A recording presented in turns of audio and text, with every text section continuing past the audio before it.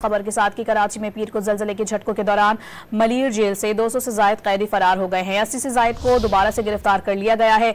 Jail इंतजामिया का कहना है कि पीर की रात जलजले के दौरान नुकसान से बचने के लिए कैदियों को बैरक से बाहर बिठाया गया था। जलजले के दौरान कैदियों ने हंगामा आराई शुरू कर दी। पुलिस एहलकारों को तशद्दुद का निशाना बनाया और मौड़ी का गेट भी तोड़ डाला। डीआईजी हसन जहीदों के मुताबिक मलिर जेल में सर्च ऑपरेशन मुकम्मल कर लिया गया है।